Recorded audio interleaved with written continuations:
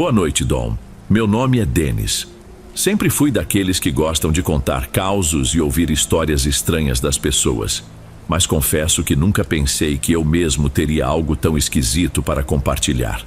Até pouco tempo, eu vivia com minha esposa, Catarina, em uma casa simples, construída passo a passo num terreno que meu pai me deixou. Nós dois sempre sonhamos em ter algo só nosso. Quando ele faleceu, recebi essa herança. Um pedaço de terra perto de uma área de chácaras, um lugar meio isolado, mas cercado de verde, com um clima de interior que me agradava muito. No começo, a ideia de transformar aquele terreno em lar me deixava empolgado, só que para pôr tudo de pé, levamos mais tempo do que imaginávamos. Eu trabalhava fora, em 2 turnos, e a Catarina ficava cuidando do planejamento da casa e de algumas pequenas reformas que davam para fazer sem gastar muito. Em alguns fins de semana, contávamos com a ajuda de amigos. Só depois de quase 3 anos conseguimos ver o esqueleto da casa tomar forma. Era um lugar modesto, 3 quartos, 2 banheiros, uma cozinha bem arejada, porque a Catarina adora cozinhar e queria bastante espaço, e uma sala que a gente dividia em 2 ambientes. Construímos tudo aos poucos, literalmente. E quando terminamos, foi emocionante. Eu gostava de andar de noite pelo quintal, olhar as estrelas, conversar com a Catarina sobre o futuro, fazer planos. Quando nos mudamos em definitivo, senti orgulho de cada tijolo que ergui. Parecia que eu finalmente tinha meu refúgio, longe da correria que a gente tinha antes. Catarina vivia dizendo que o ar ali era diferente, mais puro, e eu concordava. Também achava que havia uma tranquilidade única. Nada de barulho de carro, nada de vizinho brigando. O que nos fazia companhia eram passarinhos de manhã e, eventualmente, algum latido distante de cachorro. Ficamos bem assim por um bom tempo. Era aquela paz que nem todo mundo entende, mas que eu sempre quis. Até que, de repente, surgiu uma situação que mexeu com toda a rotina.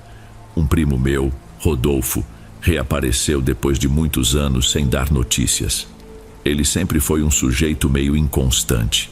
Na adolescência, viveu em várias casas de parentes. Depois desapareceu no mundo, rodando de cidade em cidade, às vezes fazendo bicos, às vezes se envolvendo em confusões. Quando ele me telefonou do nada pedindo ajuda, não consegui dizer não. Ele disse que precisava de um lugar para ficar, que estava sem grana, sem rumo, que tinha passado por uma fase difícil. Na hora eu não queria envolver a Catarina nessa história, mas acabei contando tudo. Ela me ouviu em silêncio e depois falou: "Se ele não tiver para onde ir, não podemos negar ajuda. Mas você sabe que o Rodolfo não tem um bom histórico." Eu concordei, mas disse que talvez fosse a hora de dar a ele uma chance. Eu e Rodolfo crescemos juntos na infância, dividindo a casa da minha avó, já que a mãe dele faleceu cedo e o pai sumiu. Então sentia que tinha uma espécie de obrigação de ajudar. Catarina ficou meio ressabiada, porém não reclamou. Rodolfo chegou numa tarde de quarta-feira sem avisar que viria exatamente naquele dia. Apareceu de mochila nas costas, vestindo roupas surradas. Parecia cansado, com olheiras tão fundas que dava a impressão de que ele não dormia havia dias. Pediu desculpas pelo incômodo, disse que estava disposto a colaborar no que fosse preciso, que faria serviços no quintal, consertos, qualquer coisa. Falou de forma quase robótica, sem olhar muito nos olhos. Catarina o recebeu tentando ser educada, mas eu via que ela estava desconfortável. Não culpo minha esposa. O semblante dele era esquisito, como se tivesse passado por uma experiência pesada. Acolhemos o Rodolfo num dos quartos. Eu tinha um certo receio de colocar um homem adulto tão próximo da gente, ainda mais conhecendo o jeito meio conturbado dele. Só que, ao mesmo tempo, eu não conseguia enxergá-lo como uma ameaça real, mas sim como alguém machucado pela vida. Pensei que ficando aqui, ele teria tempo para se reestruturar. Achei que fosse um período curto, talvez algumas semanas, até arrumar um trabalho fixo. Nos primeiros dias ele quase não falava. Parecia que passava as noites em claro e dormia de manhã até tarde. Acordava, comia algo rápido, passava um tempo sentado na varanda, olhando para o mato. De vez em quando sumia no terreno entre as árvores que cresciam atrás da casa, onde tínhamos um pequeno pomar. Ele não falava para que lado ia, mas ficava por lá um tempão. Depois, voltava suado, com as mãos sujas de terra, sem dar explicação. Eu tentava puxar conversa, mas as respostas eram sempre vagas. Se eu perguntasse: "O que estava fazendo lá atrás, primo?", ele dava de ombros e respondia: "Só pensando na vida." Um detalhe me chamava a atenção. Às vezes ele surgia com um cheiro estranho grudado na roupa, uma mistura doce e azeda, como se fosse um perfume de flores murchas. Perguntei se ele estava usando algum incenso esquisito, mas ele não me deu muita bola. Só murmurou alguma coisa do tipo: "Estou testando umas ervas." Nada demais. Nosso convívio seguiu nessa estranheza. Catarina, no fim das contas, é uma pessoa boa. Até preparava comida extra para o Rodolfo.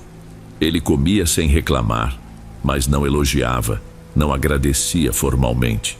Ainda assim, eu via no olhar dele uma espécie de alívio, como se só comer uma refeição quente já fosse muito.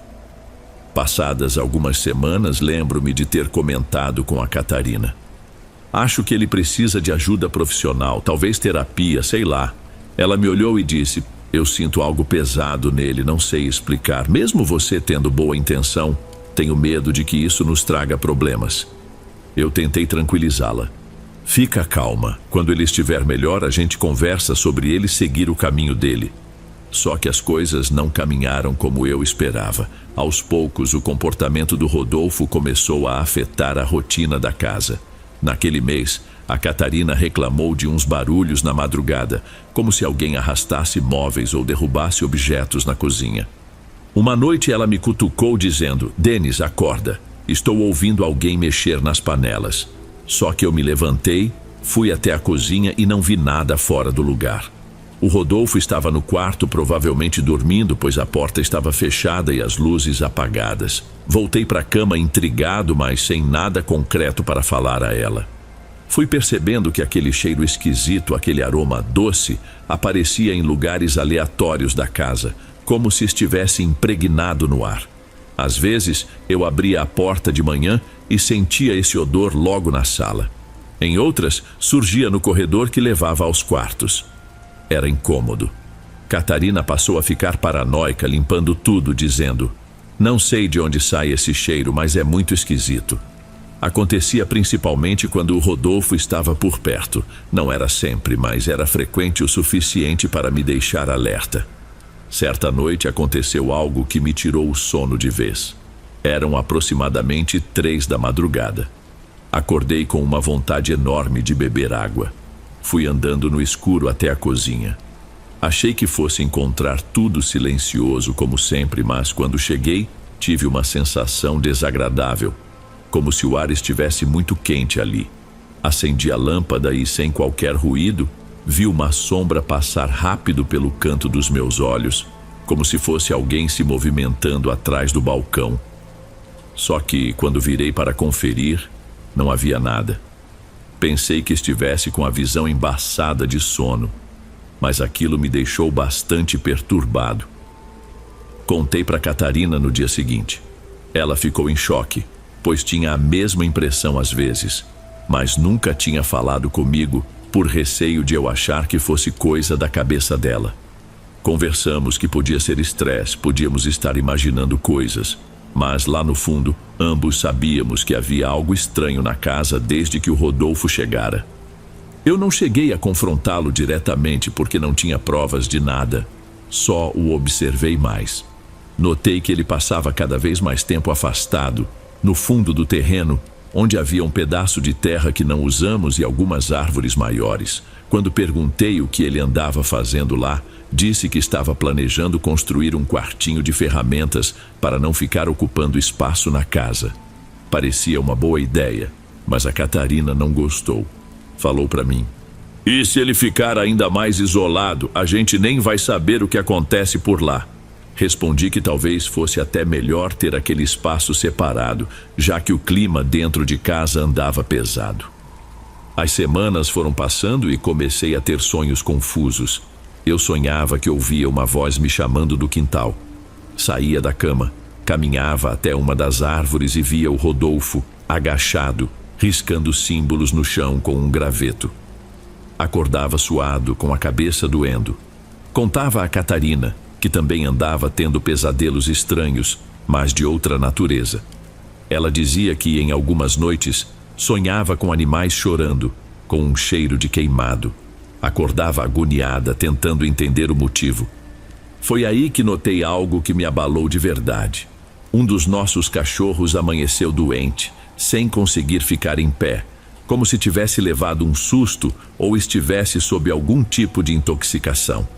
Levei ao veterinário do povoado, uma pessoa conhecida que atende em casa, e ele não soube dizer ao certo o que o bichinho tinha.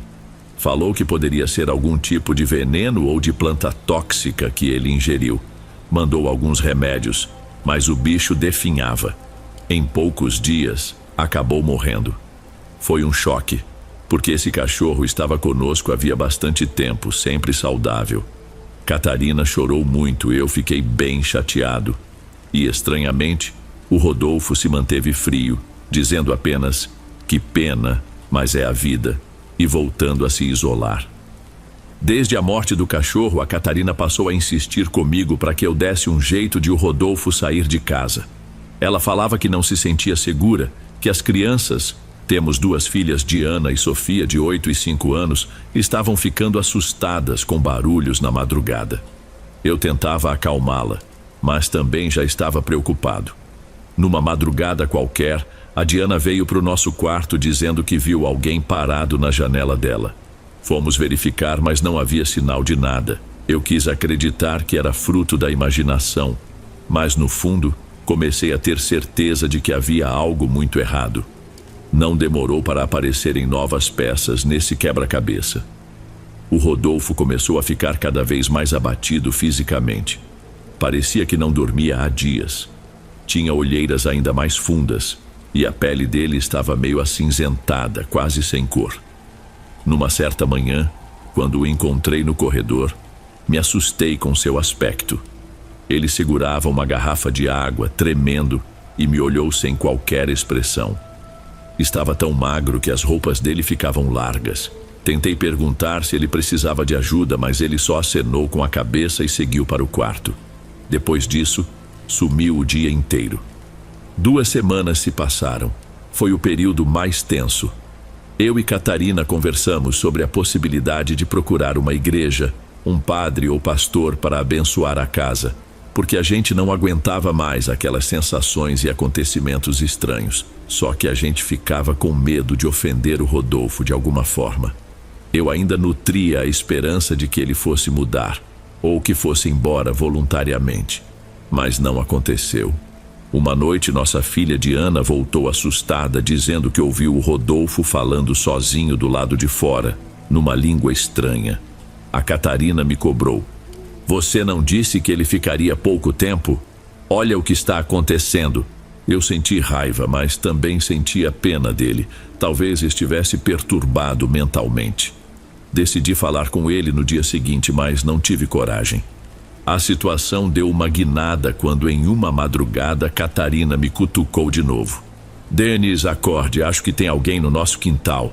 Levantei rapidamente, peguei uma lanterna e fui até a janela. O que vi me gelou. Havia uma pequena fogueira no canto do terreno, perto das árvores grandes. Não era um fogo grande, mas era claramente intencional. Do lado da fogueira via a silhueta do Rodolfo imóvel. Parecia que ele estava de cabeça baixa, como se rezasse ou falasse algo. Não dava para ver detalhes, só a figura dele. Senti um arrepio. E isso não é força de expressão, porque nunca imaginei que meu primo estivesse fazendo rituais ou qualquer coisa assim. Eu não era de acreditar em bruxaria ou ocultismo, mas, ao ver aquela cena, comecei a pensar que podia ser algo do tipo. Quando amanheceu, fui falar com ele. "Rodolfo, vi você com fogo lá nos fundos. O que está acontecendo?" Ele desviou o olhar, ficou um tempo calado. Depois soltou: Estou fazendo algo para me curar, Denis. Você não entende. Não é nada contra vocês. Eu falei, desculpa, mas está passando dos limites. Tem criança em casa, estamos preocupados. Se você precisa de ajuda, podemos te levar a um lugar, mas não dá para continuar assim. Ele balançou a cabeça sem responder de imediato e caminhou de volta para o quarto. Parecia triste ou frustrado. Não sei dizer. Foi na tarde desse mesmo dia que Catarina encontrou umas penas espalhadas perto da mesma árvore. Muitas, como se fosse de alguma ave grande. A gente não cria galinhas, mas há quem crie por perto, e às vezes as aves passeiam. A forma como aquelas penas estavam dispostas era perturbadora. Parecia que tinham sido arrancadas e jogadas ao redor de algo. Catarina limpou tudo, mas senti que ela estava horrorizada. Eu também estava, sinceramente. Pensei que meu primo tivesse, sei lá, sacrificado um bicho. Mas sem provas, não quis acusar. Só fiquei remoendo essa desconfiança. Mais uns dias se passaram. Em uma quinta-feira voltei do trabalho e encontrei a Catarina com uma expressão péssima. Ela me puxou para o lado de fora e disse: Denis, não aguento mais, precisamos que o Rodolfo vá embora, as meninas estão apavoradas.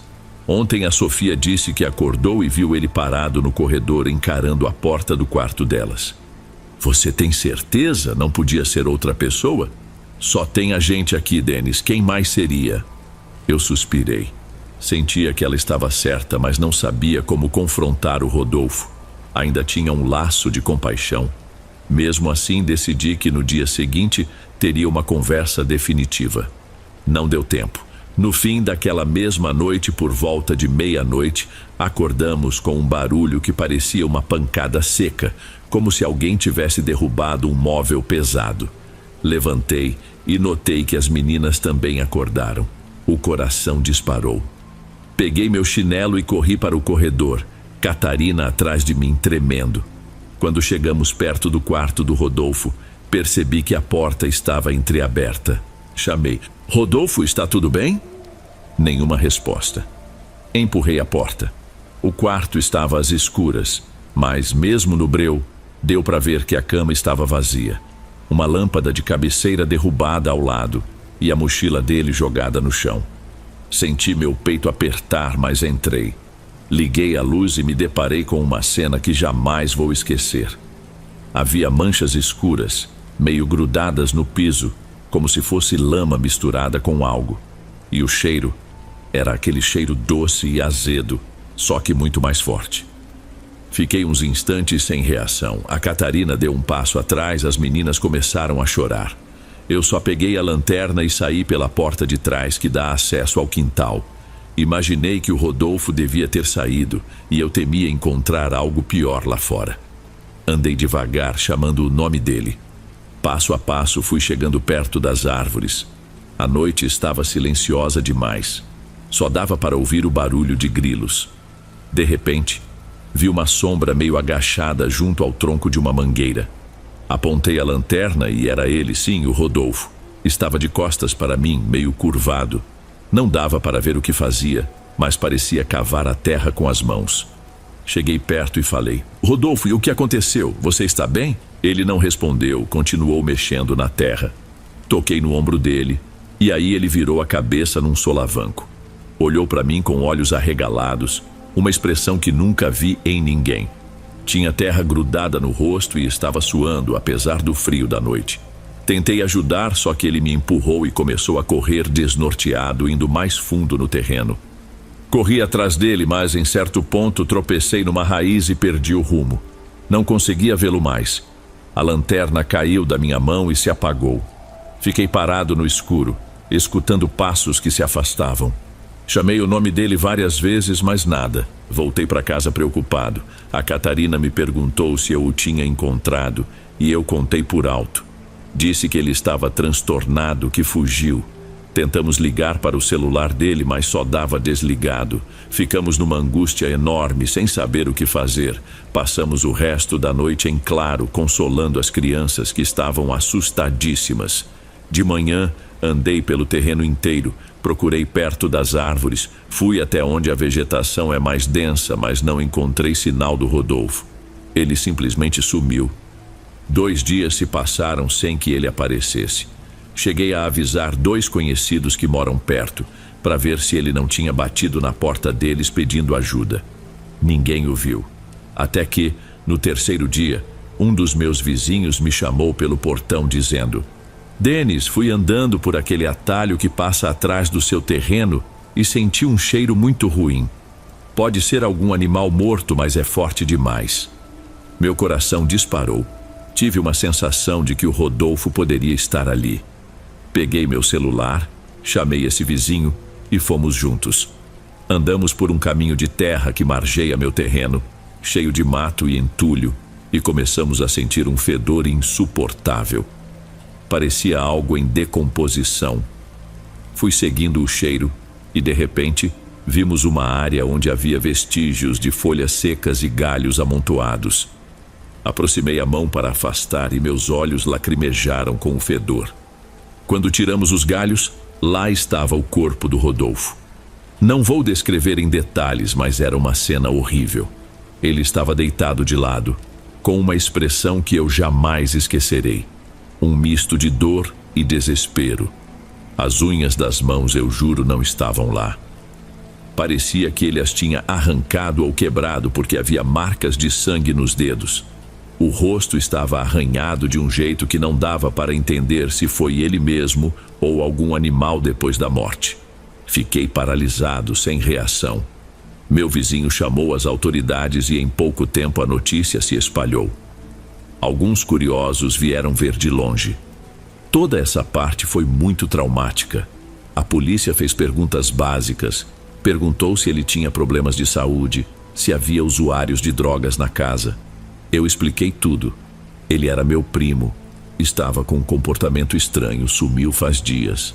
No fim, registraram como morte a esclarecer, mas deram a entender que podia ser alguma crise psicótica ou algo assim.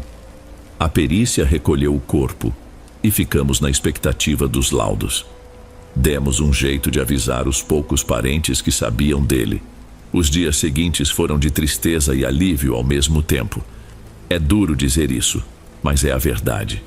A morte de alguém que estava hospedado na minha casa me abalou muito, mas eu não conseguia deixar de pensar que talvez aquele tormento de barulhos e pressentimentos ruins tivesse acabado. Pelo menos, era o que eu queria acreditar. No entanto, não foi o que aconteceu. Exatamente depois que o Rodolfo foi enterrado, comecei a sentir uma estranheza na casa ainda maior.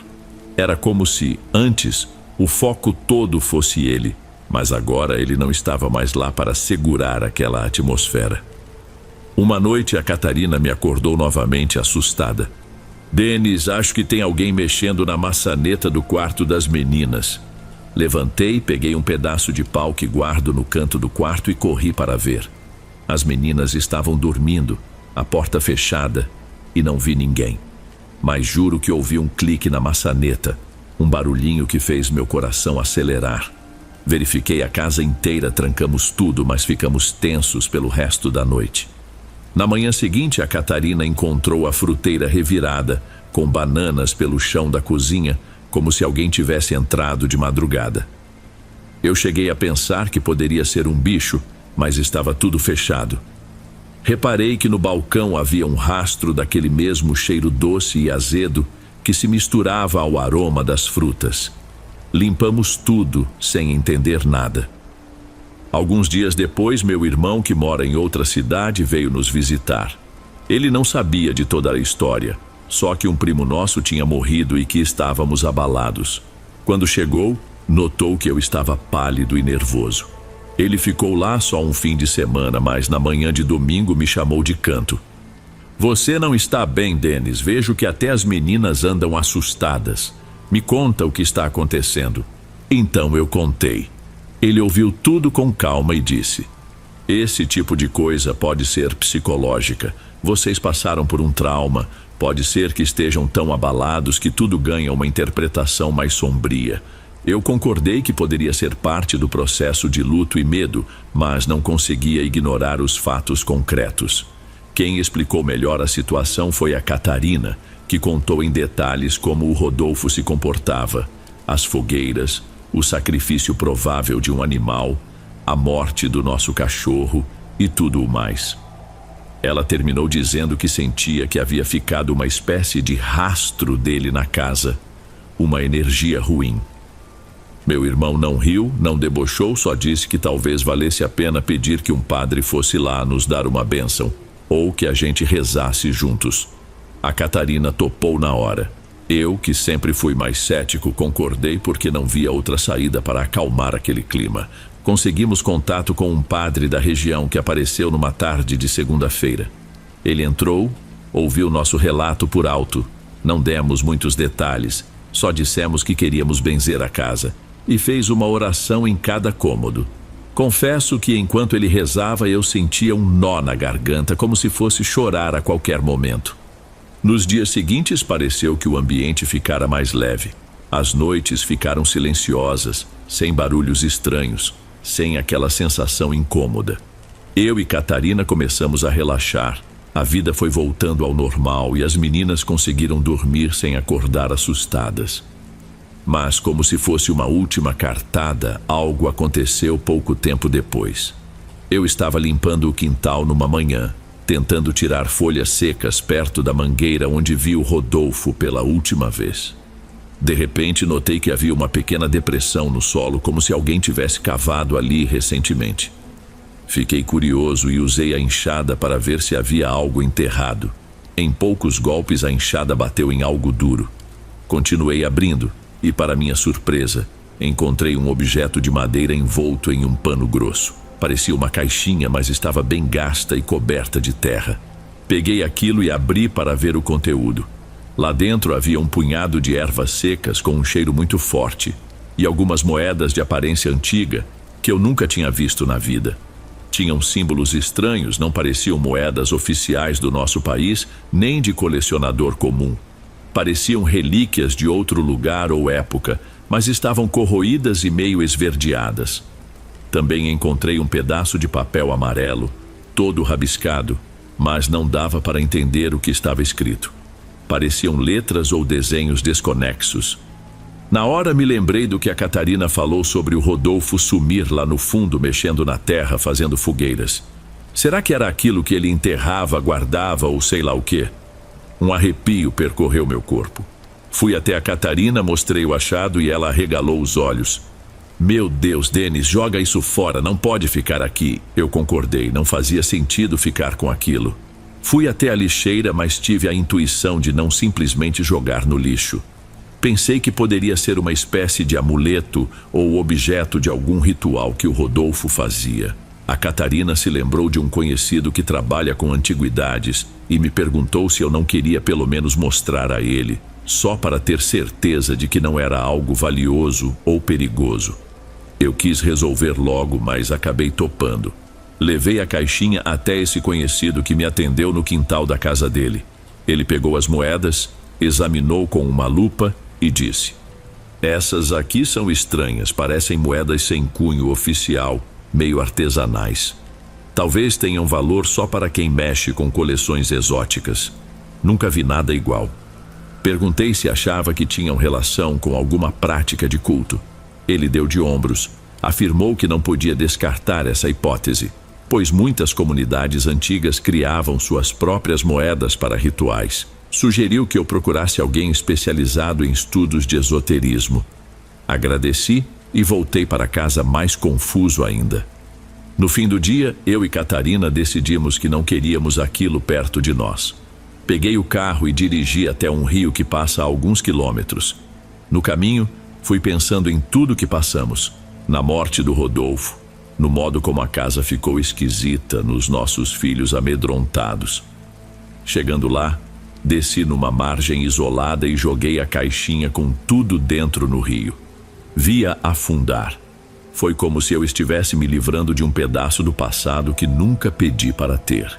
Depois disso, aos poucos, as coisas foram melhorando. Não vou dizer que voltou tudo a ser 100% tranquilo, mas aquela opressão diária diminuiu. As meninas passaram a se sentir mais à vontade, foram voltando a brincar no quintal sem medo. A Catarina parou de ter pesadelos, e eu também. Não houve mais ruídos estranhos de madrugada. O cheiro doce sumiu. Mesmo assim, confesso que às vezes me pego lembrando do rosto do Rodolfo. Não saem da minha cabeça aquelas olheiras fundas, a expressão vazia. Fico pensando se não poderíamos ter feito algo melhor por ele.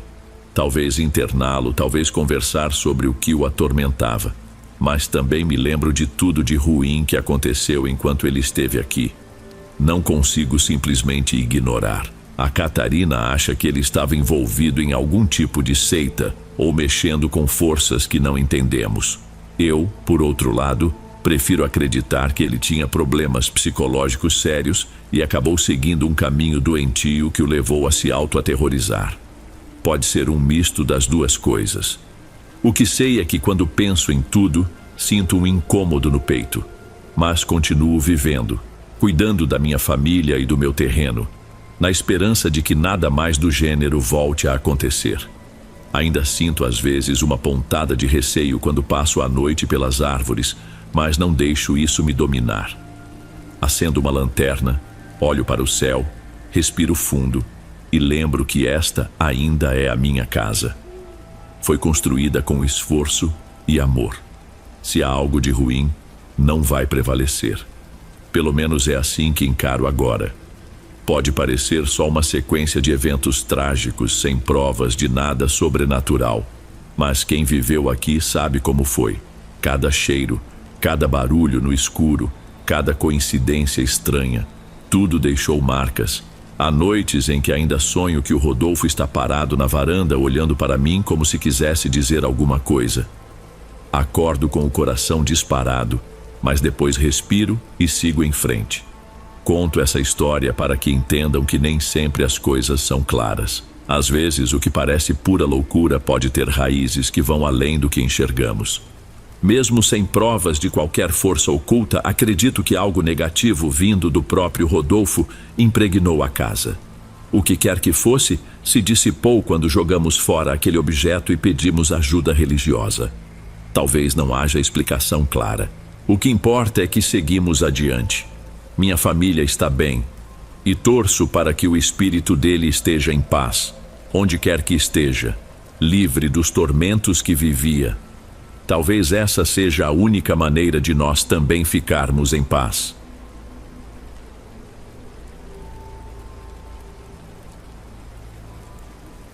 Antes de irmos para o próximo relato, se você é novo por aqui, não se esqueça de se inscrever no canal e ativar o sininho para receber as próximas histórias. Sua presença é importante e seu apoio é essencial. Bem, vamos continuar.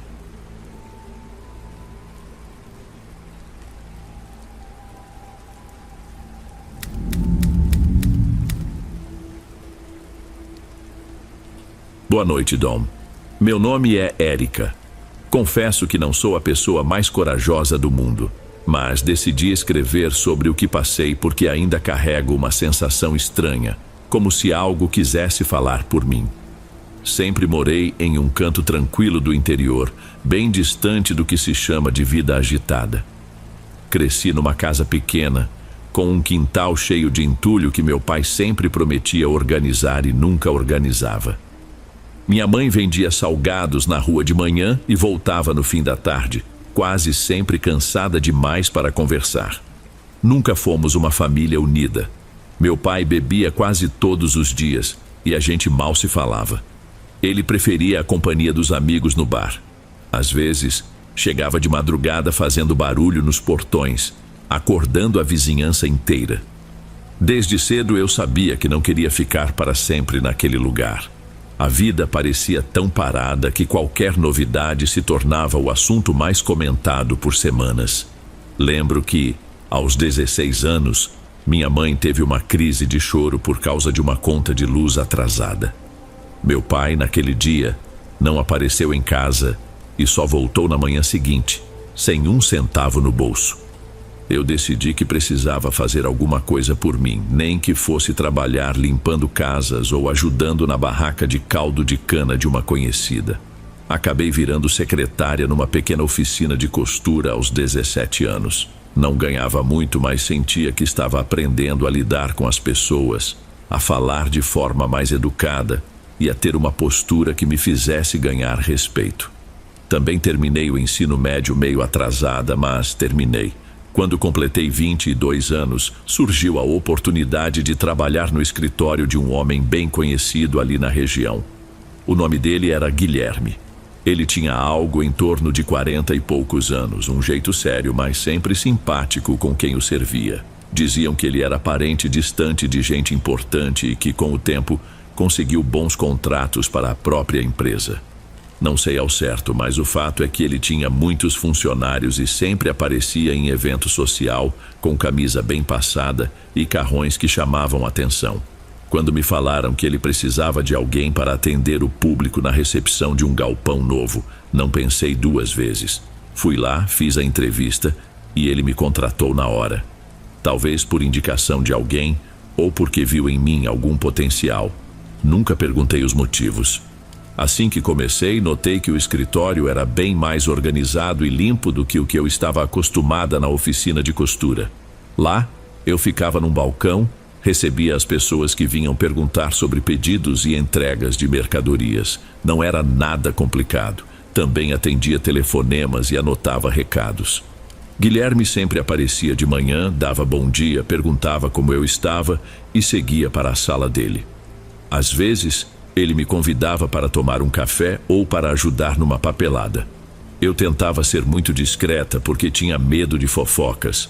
O povo ali adorava um rumor. 2 ou 3 semanas depois, ele começou a me pedir favores que pareciam pessoais, como levar um envelope até o carro ou passar na padaria para comprar um lanche.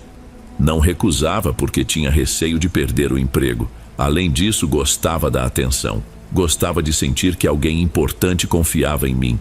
Não demorou para que eu percebesse os olhares dele. Parecia que me analisava com cuidado sempre que eu estava distraída.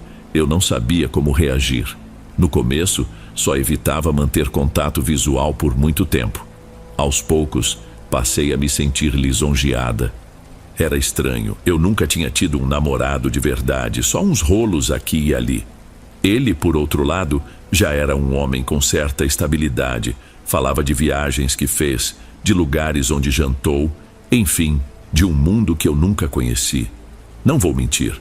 Eu comecei a me cuidar mais, a usar um perfume melhor, a passar um batom que valorizasse minha boca. Sentia que era a única forma de, quem sabe, chamar mais a atenção dele e talvez, sem dizer em voz alta, mudar de vida. Numa tarde, quando quase todo mundo já tinha ido embora, Guilherme me convidou para continuar organizando uns arquivos na sala dele.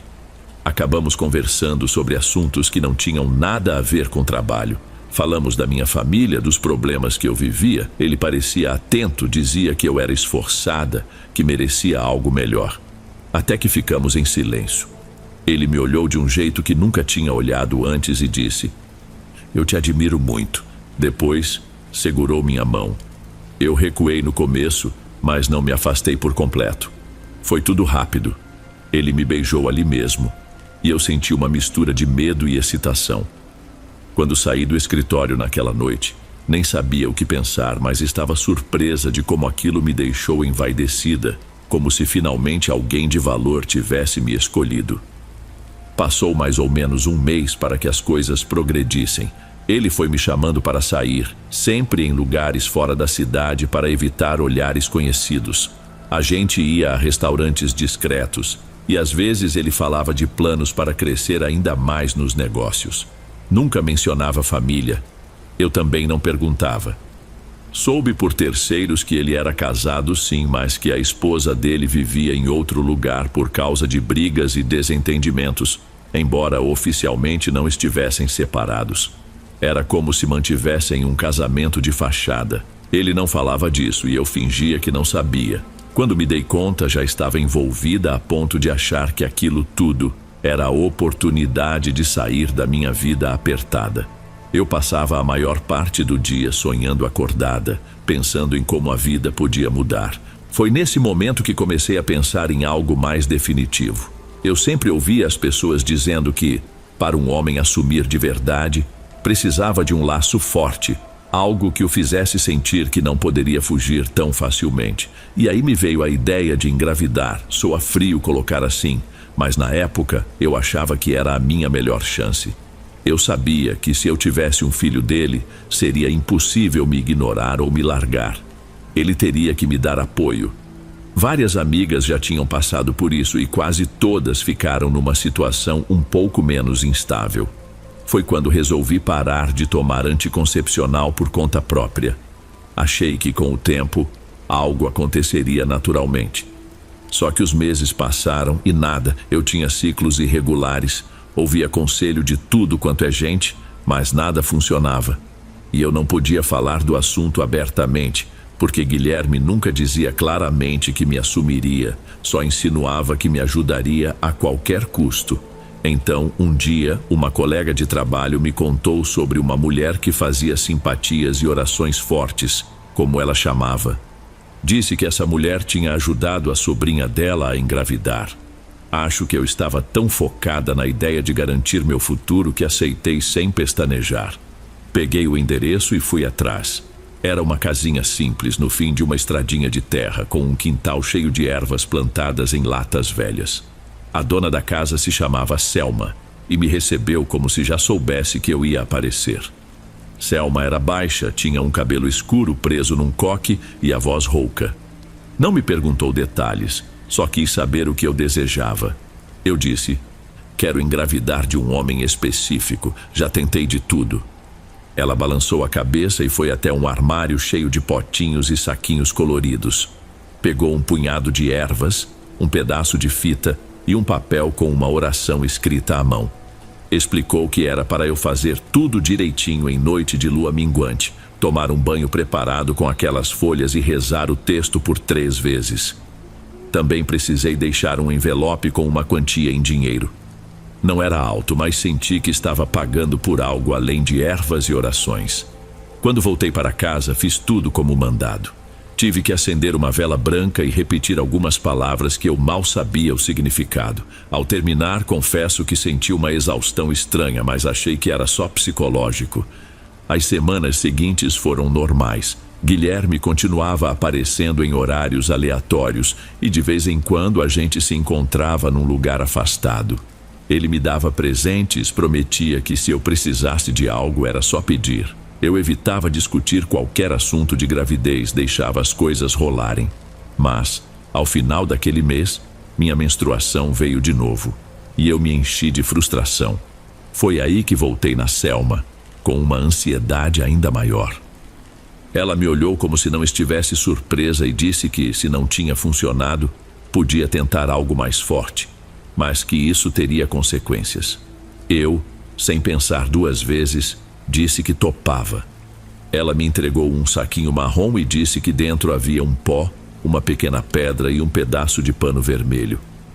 Explicou que eu precisava usar alguns desses itens durante a relação com o homem e depois fazer uma espécie de reza no meu quarto, mas que não deveria contar nada a ninguém. Isso abre portas, ela disse balançando o dedo, e não se fecha sem pagar o preço. Assenti e paguei o restante do valor. Quase 2 semanas depois, comecei a sentir um enjoo leve e uma tontura de vez em quando. No começo, achei que era só ansiedade, mas quando passou a primeira semana de atraso da menstruação, resolvi comprar um teste de gravidez. Deu positivo. Eu quase desmaiei de tanto nervosismo. Me vi numa mistura de alegria e medo, pensando em como contaria ao Guilherme. Decidi que era melhor falar pessoalmente. Liguei para ele e pedi que fosse me encontrar na casa que ele tinha no bairro mais tranquilo da região. Quando contei, ele ficou pálido, sem saber o que dizer. Me abraçou, falou que ia me dar todo o suporte, mas pediu que eu não contasse a ninguém ainda, pois era um assunto delicado. Disse que estava em um processo de separação e que a ex poderia complicar se soubesse. Eu, ainda meio confusa, concordei. Tinha medo de pressionar e estragar tudo. Os primeiros meses da gravidez foram difíceis. Eu sentia uma fraqueza fora do comum. Não sei se era por causa dos rituais ou se era algo normal do meu corpo. Guilherme me levava aos médicos, pagava tudo, mas se afastou de mim no escritório. Fui transferida para um setor onde eu não falava com quase ninguém. Disseram que era para me poupar de estresse, mas no fundo eu sabia que era para me esconder. Ele aparecia na minha casa às vezes, trazia frutas e vitaminas, mas nunca ficava por muito tempo. Sempre tinha uma desculpa para ir embora. E aí comecei a notar certas coisas estranhas, mas não como em filmes de terror, e sim detalhes que me deixavam confusa. Por exemplo, tinha dias em que eu encontrava objetos fora do lugar. Uma toalha que eu tinha certeza de ter colocado no varal aparecia dentro do cesto de roupa suja. Outras vezes acordava de madrugada com uma impressão de que alguma coisa tinha se movido no quarto, mas eu culpava minha insônia. Preferia acreditar que era minha cabeça pregando peças. Conforme a barriga crescia, tive sonhos bem perturbadores. Em um deles, eu via uma criança parada do lado de fora da minha janela, me chamando baixinho. Em outro, uma figura feminina passava a mão na minha barriga, murmurando palavras que eu não entendia. Quando eu comentava com Guilherme, ele só desconversava. Você está sensível por causa da gestação. É normal, tenta relaxar. Minha mãe também não dava muita importância. Ela dizia que tudo era normal na gravidez, que sonho estranho faz parte. Mas minha vizinha, a Cida, reparou que meu semblante andava tenso. Um dia, ela me disse: você está diferente, parece carregada. Nunca acreditei muito nessas coisas, mas depois que passei a ver vultos rápidos de canto de olho, comecei a me preocupar. A gestação foi seguindo. Por volta do 5º mês fiz um ultrassom e a médica disse que seria um menino. Eu senti um aperto no peito, não sei porquê. Achei que ficaria radiante, mas alguma coisa me deixou aflita. Mandei uma mensagem para o Guilherme e ele só respondeu horas depois. Que bom, a gente se fala. Naquele dia fui para casa chorando, me sentindo sozinha, lembrando de tudo que fiz e do medo de ter ido longe demais. Para completar, comecei a notar pequenos fenômenos que não tinha como ignorar. Certa vez a porta do meu quarto bateu com força, mesmo sem vento. Outra, encontrei marcas de mãos no espelho do banheiro, mas o banheiro vivia fechado. Não eram marcas enormes nem fantasmagóricas. Parecia só uma mão comum, mas eu limpava e no dia seguinte apareciam de novo.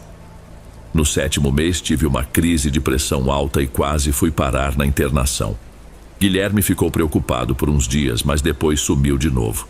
A essa altura, a maioria das pessoas do escritório já sabia da gravidez, mas não sabia quem era o pai. Fui afastada, recebendo um auxílio e passava a maior parte do tempo em casa. Cida trazia comida para mim, lavava umas roupas, sempre perguntando se eu estava bem de verdade. Eu falava que sim, mas nem eu acreditava. Não era só o desconforto físico. Era um sentimento de que alguma energia estranha se aproximava cada vez mais. Uma noite, eu quase caí na escada porque escutei uma voz ao pé do meu ouvido que dizia algo como: ele não é só seu. Virei rápido, achando que alguém estivesse ali, mas não vi nada. Foi tudo muito rápido. Podia ser fruto da minha imaginação, mas estava me deixando assustada. Logo depois, Guilherme apareceu dizendo que precisava conversar. Fomos até a sala de estar. Ele confessou que já foi casado no passado, muito antes da tal esposa atual, e que a primeira esposa engravidou, mas perdeu o bebê em circunstâncias estranhas. Desde então, sinto que algo ficou mal resolvido. Ele me contou sem olhar nos meus olhos. Talvez fosse culpa ou remorso, ou só uma forma de justificar o distanciamento. O fato é que ele me contou essa história e depois pediu para eu não me preocupar, pois com a gente seria diferente. Fiquei ainda mais confusa. Tentei arrancar mais detalhes, mas ele não quis falar. O melhor é não remexer no passado. Depois dessa conversa, as coisas se intensificaram. Passei a sonhar com uma mulher que me encarava de costas. Dava para ver só o contorno do corpo, e ela segurava algo nos braços, como se fosse um pano ou um bebê. Sempre que eu tentava chegar perto, ela desaparecia. Também notei que minha barriga ficou mais pesada, às vezes latejava. Nos exames, o bebê estava saudável, mas eu tinha a sensação de que havia outra coisa além de um simples feto. No 8º mês, voltei à casa da Selma. Cheguei lá sem avisar, bati na porta, mas ela não atendeu. Um senhor que morava ao lado disse que ela tinha se mudado havia pouco tempo, deixando apenas uma placa de aluga-se na frente. Ninguém sabia onde ela estava. Voltei para casa me sentindo abandonada, sem saber o que fazer. Porém, não me dei por vencida. Nos dias seguintes, tentei descobrir o paradeiro de Selma. Liguei para a colega que me indicou e até conversei com alguns vizinhos do local, mas ninguém sabia nada além do que o senhor já tinha dito. Parecia que Selma tinha sumido da noite para o dia sem deixar rastros. Ouvindo histórias vagas, percebi que ela fazia vários tipos de trabalho, não só para engravidar, mas para separar casais ou abrir caminhos na vida das pessoas. Alguns diziam que dava certo, outros diziam que ela cobrava caro. Só que ninguém fazia ideia de onde ela estava agora. Tive de aceitar que eu estava sozinha naquilo. Quando completei 38 semanas de gestação, acordei de madrugada com contrações. Liguei para a ambulância, fui para o hospital e o trabalho de parto durou horas. Guilherme apareceu já quase no final. Meu filho nasceu no fim de tarde, chorando forte, e no momento em que ouvi aquele choro, senti um alívio tremendo, mas também um desconforto que não sei explicar. Guilherme segurou o menino por alguns segundos, disse que se chamaria Davi e me olhou com um meio sorriso. Depois se afastou, deixou o bebê no bercinho e foi conversar com o médico. Fiquei sozinha, ainda me recuperando, olhando para aquele rostinho vermelho e indefeso. A volta para casa foi estranha. Eu tinha organizado um quartinho simples para ele, com berço, roupinhas e algumas pelúcias. A Cida me ajudou na limpeza, mas no primeiro dia, notei que a janela do quartinho estava aberta, mesmo eu tendo certeza de que tinha fechado. Achei que fosse a Cida que tinha deixado assim, mas ela jurou que não mexeu lá. Davi chorava muito durante a noite, principalmente por volta de 3 da manhã. Não era um choro normal, era insistente e de repente parava do nada, como se alguém o embalasse. Quando eu ia até o berço, ele já estava dormindo de novo. Era exaustivo. Em alguns momentos eu pegava no sono no sofá e sonhava com a mesma figura feminina de antes que me observava. Acordava suando. Comecei a evitar espelhos, porque às vezes me dava a impressão de que havia outra sombra refletida. Mas não queria soar paranoica, então não falei disso com ninguém. Nas semanas seguintes, Guilherme começou a aparecer com menos frequência. Sempre ligava ou mandava mensagem para saber do bebê, mas não ficava muito tempo em casa. Falava que o trabalho estava puxado e que precisava resolver algumas pendências. Em compensação, continuava pagando todas as despesas. Eu me sentia estranhamente grata e revoltada ao mesmo tempo, porque não era a presença dele que me fazia falta, mas sim a segurança de ter com quem dividir o que estava acontecendo. Teve uma noite em que escutei algo como passos no corredor, bem leves. Quando abri a porta do quarto, Davi estava em silêncio, mas balbuciava olhando fixamente para o teto, como se seguisse um ponto no ar. Fiquei arrepiada por dentro, mas tentei me acalmar, dizendo que bebês veem coisas que a gente não vê, que é normal. Aos poucos, comentários na vizinhança começaram a chegar aos meus ouvidos. Gente dizendo que havia um clima pesado na minha casa, que era como se um ar grosso tomasse conta quando a gente entrava. Cida um dia me chamou na cozinha e disse: "Não quero te assustar, mas vi um vulto perto do berço do Davi quando fui deixar uns panos de prato." Perguntei se ela tinha certeza e ela respondeu que sim, mas que podia ter sido um reflexo. Ainda assim, fiquei com aquilo na cabeça. Passei a me sentir estranha ao cuidar do bebê, como se tivesse sempre que olhar atrás de mim. Tentei rezar, pedi para Deus proteger meu filho. Não sou muito religiosa, mas, num momento de medo, a gente apela para tudo. Davi completou 2 meses e as coisas ficaram ainda mais intensas. Ele passou a dar uns sorrisos estranhos quando estava sozinho no berço, como se interagisse com alguém. Eu tentava conversar com Guilherme, mas ele mudava de assunto todas as vezes. Foi nesse período que recebi uma visita inesperada. Uma mulher morena, de cabelos curtos, que se apresentou como ex-empregada da primeira esposa de Guilherme, a tal que ele raramente mencionava. Ela me falou: Aconteciam coisas parecidas na época em que eu trabalhava na casa deles. Barulhos, objetos se movendo, depois que ela tentou engravidar. Eu fiquei sem reação, tentei perguntar mais, mas a mulher me encarou, balançou a cabeça em sinal de alerta e se despediu apressada. Tenha cuidado, busque ajuda espiritual. E sumiu sem me dar tempo de entender o recado. Fiquei petrificada, pensando se existia uma ligação entre a história dela e a minha. Nas noites seguintes, Davi passou a acordar sempre no mesmo horário, um pouco antes das 3 da manhã. Ele balbuciava, às vezes ria, outras vezes gritava. Quando eu ia embalá-lo, parecia que alguém já o tivesse acalmado antes de eu tocar nele. Teve uma madrugada em que entrei no quarto e senti um cheiro estranho, algo entre flores murchas e incenso velho. Abri a janela, mas o cheiro não ia embora. Permanecia ali, grudado. Fui dormir sem entender o que estava acontecendo. Cida insistia para eu chamar um padre ou um pastor para benzer a casa. Ela chegou a chamar um conhecido, mas quando ele veio, só fez uma oração rápida e foi embora sem me dar nenhum conselho. Parecia com medo. Guilherme, ao saber disso, reclamou: "Não precisa se expor a fofocas, essas coisas são invenção de gente desocupada."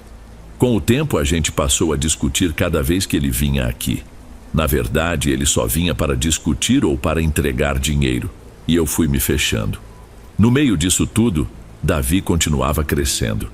Ele não era um bebê doente, pelo contrário, estava até gorduchinho. Mas os médicos falavam que o comportamento dele era muito observador, que ele raramente chorava em consultas, só ficava olhando o ambiente.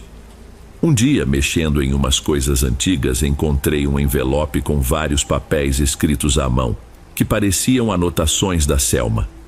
Não lembro de ter trazido aquilo para casa, mas estava lá, guardado no fundo de uma gaveta. Dizia coisas confusas sobre abrir portas e o guardião exige a energia alheia, além de uma lista de ervas e símbolos que eu não compreendia.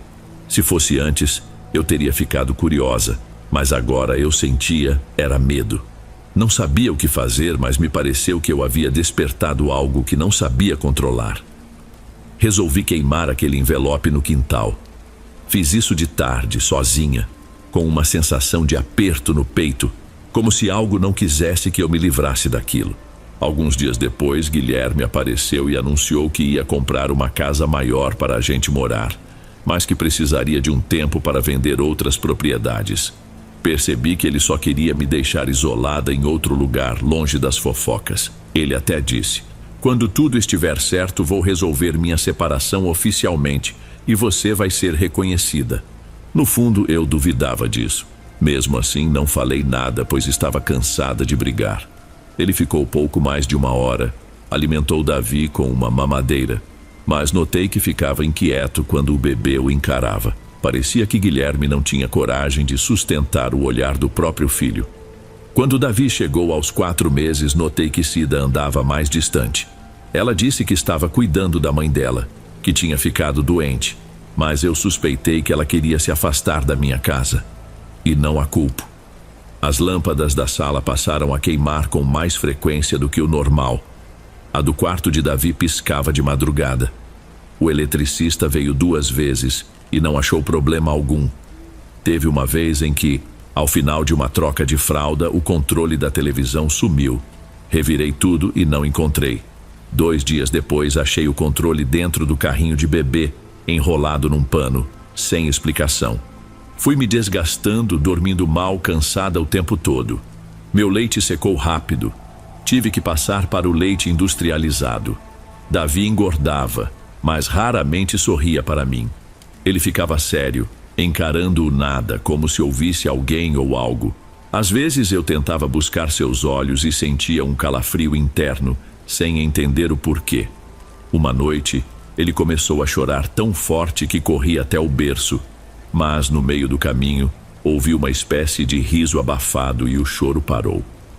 Quando cheguei, o quarto estava escuro. A lâmpada tinha queimado de novo. Davi estava acordado, mas quieto, olhando para um canto vazio. Coloquei-o no colo e fui para o meu quarto. Nessa noite dormi com a luz do corredor acesa.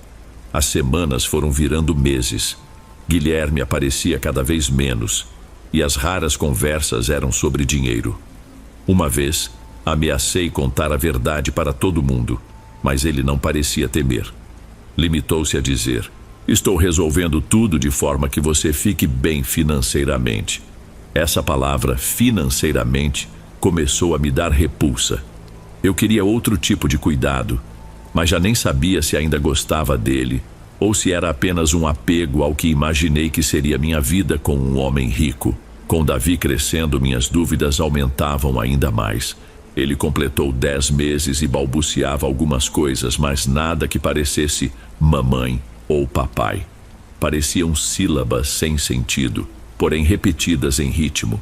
Eu tentava interagir, cantar musiquinhas, e ele só me encarava, quieto.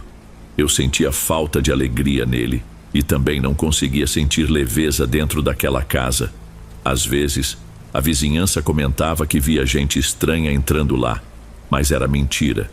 Eu praticamente não recebia visitas. O máximo que acontecia era encontrar bilhetes sem assinatura na minha caixa de correio, com mensagens como: procure ajuda antes que seja tarde. Nunca descobri quem enviava. Quando Davi deu os primeiros passos, por volta de 1 ano e 2 meses, eu esperava aquele momento com alegria, mas foi esquisito. Ele andava pela casa sem esbarrar em nada, quase como se tivesse mais coordenação do que o normal para um bebê.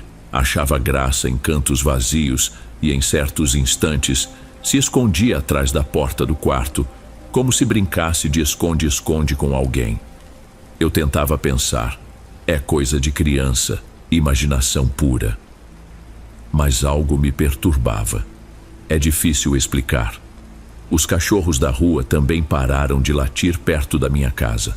Antes, viviam fazendo escândalo quando qualquer pessoa passava, mas agora pareciam ignorar, ou então se afastavam de mim quando eu saía empurrando o carrinho. Foi nessa época que recebi um telefonema do tio de Guilherme, que eu só conhecia de nome. Ele queria que eu fosse a uma reunião de família em outra propriedade, mas Guilherme não estava por perto. Fui com Davi, curiosa para entender o que poderia ser, mas chegando lá, o tal tio só me olhou com desconfiança. Seu filho está saudável? Respondi que sim, e ele me deu uns tapinhas no ombro. Tudo se acerta com o tempo. Voltei para casa mais confusa ainda. Parecia que eles sabiam de algo que não me contavam, e eu não tinha com quem desabafar. Ainda tentei falar que Guilherme precisava aparecer, que ele tinha um filho para cuidar, mas o tio só balançou a cabeça e desconversou como se o assunto fosse proibido. Quando Davi completou 1 ano e meio, ele já falava algumas palavras, mas não as que eu tentava ensinar. Soltava sílabas que soavam antigas, uma mistura de vogais e consoantes duras. Se eu perguntava o que significavam, ele só ria ou ficava sério de repente. As noites continuavam péssimas. Ele não dormia a noite inteira de jeito nenhum. Sempre acordava entre 2 e 3 da manhã. Eu andava igual um zumbi pela casa tentando acalmá-lo, mas notava que às vezes ele ficava muito quieto e só apontava para o corredor. Olhava fixo naquela direção, como se ali estivesse algo que eu não via. Um dia, tentando arrumar um vazamento de água na área de serviço, encontrei um embrulho dentro de um armário velho, todo empoeirado. Abri e levei um susto ao ver um pedaço de pano vermelho, uma pedra lisa e um saquinho com pó. Era praticamente o mesmo kit que a Selma tinha me dado no segundo ritual, mas eu tinha certeza de que tinha usado e descartado tudo. Sem saber o que fazer, coloquei tudo num saco de lixo e joguei fora, mas aquela noite foi a pior de todas. Davi acordou gritando de forma desesperada, como se alguém o tivesse machucando. Quando entrei no quarto, ele estava suado, com os braços agitados e não olhava para mim. Levei mais de meia hora para acalmá-lo. Foi nessa hora que me bateu a certeza de que não se tratava só de uma fase. Havia algo que me cercava e que eu não conseguia controlar. Contei para Cida no dia seguinte. Ela me ouviu pálida e sugeriu que eu deixasse a casa por uns tempos. Não tenho para onde ir, Cida. E era a verdade, mas não podia voltar para a casa dos meus pais porque a situação lá era ainda pior. Guilherme, Eu já nem sabia mais se podia confiar nele. Aliás, ele tinha aparecido só para dizer que estava vendendo a tal casa maior e que depois nos realocaria. Estava sempre protelando. Resolvi fazer uma coisa. Fui a uma igreja e me confessei com um padre que nunca tinha visto na vida. Ele me ouviu em silêncio, não deu nenhuma resposta específica. Só disse: reze e acredite que Deus é maior do que qualquer sombra. Foi consolador na hora, mas quando voltei, senti que nada mudara. Talvez porque, no fundo, eu soubesse que o que me perseguia estava ligado àqueles rituais. Davi continuava crescendo. Com 2 anos, demonstrava ter uma inteligência acima do que eu esperava. Pegava meus celulares antigos, fingia digitar, observava tudo com intensidade. Eu tentava levá-lo à pracinha, mas outras crianças se afastavam quando ele chegava perto. Parecia que o tempo fechava do nada, às vezes surgindo nuvens pesadas que anunciavam garoa e depois sumiam. As mães das outras crianças começaram a fazer perguntas. Ele tem algum problema de saúde? Eu não sabia responder e só mudava de assunto. As noites de insônia já tinham acabado com a minha saúde mental. Eu mal comia, vivia tendo dores de cabeça e uma tristeza constante. Pensava se não tinha sido culpa minha, se todo o mal que eu via e sentia ali era consequência de ter forçado algo tão delicado como uma gravidez para amarrar um homem. Mas era tarde para voltar atrás. Eu era mãe e, apesar de tudo, amava meu filho. Mesmo que houvesse algo estranho nele, não deixava de ser meu. Então, foquei em sobrevivência. Vendi algumas coisas da casa, juntei dinheiro e comecei a procurar um lugar barato para alugar. Não achei nenhum que me aceitasse sem exigir um fiador ou sem me perguntar uma série de coisas que eu não queria responder. E assim fui ficando, presa. Quando Davi fez 2 anos e meio, teve uma febre alta que não passava. Fui ao pronto-socorro e os médicos fizeram exames, mas não encontraram nenhuma infecção ou motivo aparente. Mesmo medicado, ele continuava ardendo em febre. Passou 2 noites com os olhos vermelhos, quase sem dormir. E sempre que eu o pegava no colo, sentia o corpo dele esfriar, como se a febre sumisse por um instante. Ele então me olhava de um jeito que me dava um nó no estômago. Na 3ª noite, a febre cedeu de repente e ele conseguiu descansar. Quando acordou, agiu como se nada tivesse acontecido. Os meses seguiam. Guilherme deixou de me procurar por completo. Mandava dinheiro pela secretária, sem recados. Liguei algumas vezes, sem resposta. Até que um dia, ela me informou que ele tinha viajado a negócios e que não sabia quando voltaria. Ou seja, me largou de vez. Fiquei com ódio e mandei mensagens ameaçando contar o que ele tinha feito comigo. Ele só me respondeu por texto: sinto muito, mas preciso seguir. Cuide do nosso filho. Não me procure mais. Joguei o celular na parede de raiva. E naquela noite, Davi correu pelo corredor rindo e repetindo palavras que eu não entendia. Parecia comemorar algo. Eu, exausta, me joguei no sofá e chorei até dormir. No dia seguinte, achei uma caixa em frente à porta, sem remetente. Dentro havia um amontoado de fitas, um frasco de vidro vazio e 2 velas pretas. Parecia algum tipo de objeto de macumba, mas não havia nenhum recado. Joguei tudo no lixo. Só que naquela madrugada, ouvi barulhos de passos novamente e encontrei Davi sentado no chão da sala, como se conversasse com alguém. Ele sussurrava e pausava, como se esperasse resposta. Quando me aproximei, ele só disse: "Mãe, vai começar." Não entendi e o levei para o quarto. Meu coração acelerou, mas ao mesmo tempo eu já estava tão cansada que me faltavam forças para surtar. Mais uns meses se passaram. Davi alcançou os 3 anos e eu achava que as coisas fossem melhorar, mas ele seguia tendo comportamentos estranhos. Falava frases completas que às vezes não combinavam com a idade. "Mãe, as pessoas ao redor não podem nos ver." Ou "preciso sair daqui." E continuava apontando para o corredor ou para a janela à noite, como se visse alguém. Eu tentava levar tudo na base da paciência, mas minha sanidade estava no limite.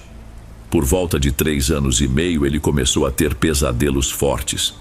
Acordava gritando, chamando alguém pelo nome de Celina, que eu não conhecia. Perguntei quem era, e ele não respondeu. Uma madrugada, decidi deitar ao lado dele.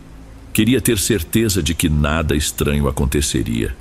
Me mantive acordada até quase 3 da manhã.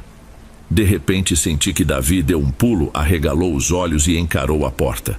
Não ouvi nenhum ruído, mas ele começou a rir baixinho, como se estivesse vendo uma cena engraçada.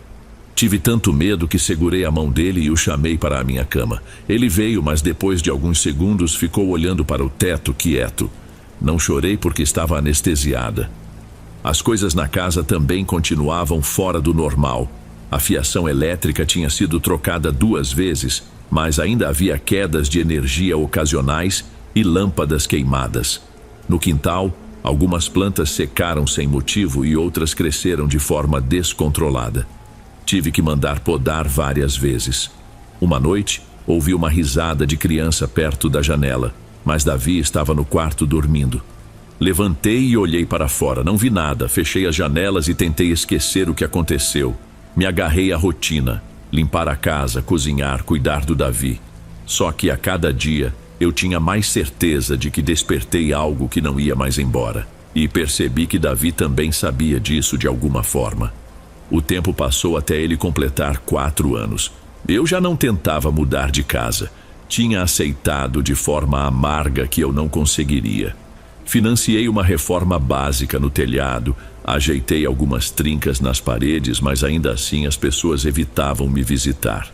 Cida se mudou para outra região. Minha mãe adoeceu e foi morar com uma irmã dela. E meu pai continuava do mesmo jeito, bebendo e ignorando a vida. Eu não tinha praticamente ninguém. Davi agora falava bem, mas era introspectivo. Mãe, é hoje que ele volta? Eu não sabia se ele se referia ao Guilherme ou a alguém que só ele conhecia. Perguntava e ele só dava de ombros. Uma noite lembrei de algo que Selma tinha dito quando me deu o segundo ritual. Você precisa saber lidar com a troca. Na época eu não quis entender, só queria o resultado. Agora fazia sentido. Havia uma troca em curso. Eu não sabia direito entre quem ou o que, mas meu filho e eu estávamos no meio dela. Supliquei em pensamento que isso parasse, mas a vida continuou. Davi não demonstrava sinais de doença. Se alimentava bem. Era mais calado que a maioria das crianças. Acabei não colocando-o na escola, por medo de que tivesse problemas de convivência. O pouco dinheiro que eu ganhava em um trabalho de meio período era suficiente só para a gente se manter minimamente. Quando ele chegou perto dos 5 anos, notei que ele quase não me chamava de mãe. Só usava quando estava irritado ou precisava de algo. Parecia se comunicar melhor com esse alguém invisível do que comigo. Certa vez ouvi risinhos no quarto e fiquei parada na porta, espionando. Ele estava no canto, brincando com um carrinho, falando baixinho. Eu sei que ela não gosta, mas eu não vou embora. Ele disse sem saber que eu estava ali. Fiquei paralisada. Minha vontade era chorar, mas segurei. Voltei para o sofá e não dormi o resto da noite. Não sabia como agir, a quem pedir ajuda.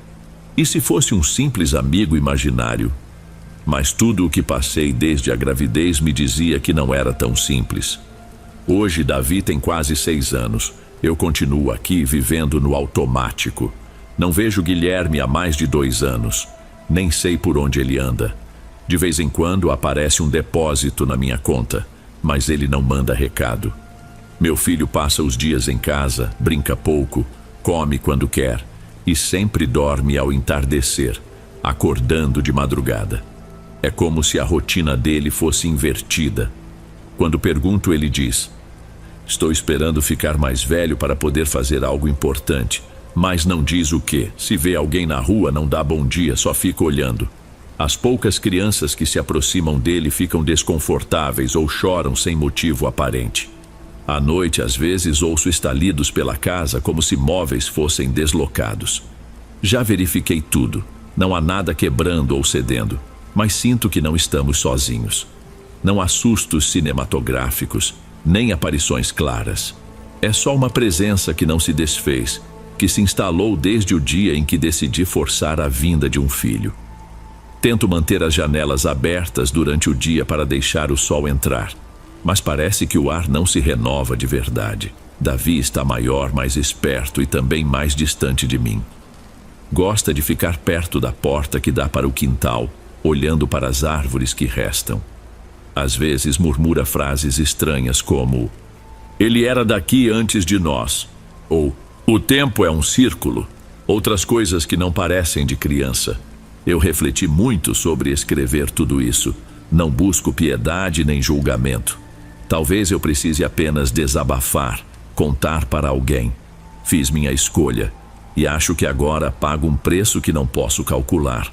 Tudo o que acontece pode ser coincidência ou fruto da minha cabeça desgastada, mas eu não acredito mais em coincidências. Algo mudou no dia em que procurei uma solução fácil com rituais que eu mal entendia. E no dia em que o meu filho nasceu, ele trouxe junto uma coisa que não sei nomear. Não tenho forças para enfrentar nada além de acordar e cuidar dele, tentando evitar que o pior aconteça. Não penso em fugir, porque minha intuição diz que isso também não adiantaria. Aonde eu fosse, ele e eu continuaríamos ligados a essa força desconhecida. Tem noites em que sonho com Selma. No sonho, ela me olha de longe e balança a cabeça como quem diz: "Tarde demais". Acordo suando, de mãos frias, e vejo Davi me encarando. Ele pergunta: "Você teve outro pesadelo?" Eu só balanço a cabeça. Não conversamos muito sobre isso, mas acho que ele entende. Ele deita ao meu lado, segura minha mão com os dedinhos finos e diz: "Não precisa ter medo, estamos juntos. É cruel, mas ao mesmo tempo sinto que só me resta aceitar a situação e conviver com ela. Já não vivo na esperança de que Guilherme volte ou que um milagre aconteça. Acho que algumas escolhas não têm volta. Não sei o que será de nós. Já pensei em levar Davi para benzer ou procurar outra pessoa que faça rituais de desfazer maldições.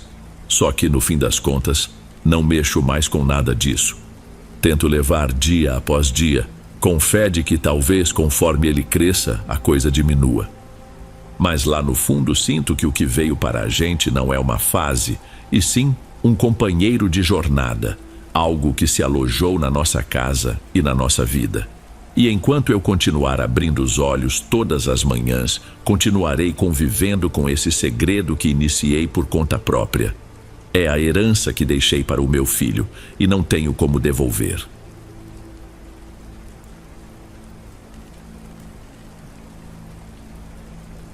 Ei pessoal, obrigado por ouvirem. Clique no sininho de notificações para ser alertado de todas as futuras narrações. Lanço vídeos novos todos os dias por aqui. Espero te ver nos próximos. Agora na tela vou deixar outros 2 bons vídeos que sei que irão gostar. Te vejo por lá.